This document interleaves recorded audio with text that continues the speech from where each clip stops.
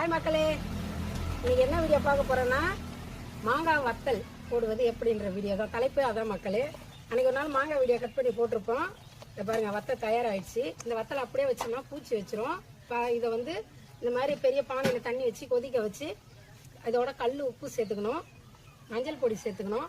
சேர்த்து நல்லா அவிச்சு காய வச்சு எடுத்து வச்சிட்டோம்னா திரும்ப நமக்கு மாங்காய் நாள் வர்ற வரைக்கும் நல்லா இருக்கும் மக்களே. அது எப்படி செய்யறதுன்றத செஞ்சு முடிச்சுட்டு உங்கள்கிட்ட காணும். மஞ்சள் பொடி போட்டுக்கலாம்.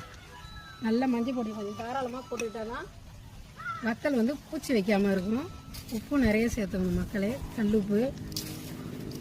இதை காய வச்சு நீங்கள் இதில் ஊறுகாய் வேணாலும் திரும்ப ரெடி பண்ணிக்கலாம், குழம்புக்கு வத்தல் வேணாலும் யூஸ் பண்ணிக்கலாம், நல்லாயிருக்கும். ரெடி ஆகிடுச்சு பாருங்கள், அவிச்சு எடுத்தாச்சு. இதை இப்போ நல்லா ஒரு கட்டிலில் ஏதாவது நல்லா கவர் போட்டு அழகாக காய வச்சு எடுத்து ஒரு டப்பாவில் ஸ்டோர் பண்ணி வச்சுக்கிட்டா சூப்பரான மாங்காய் வத்தல் ரெடி.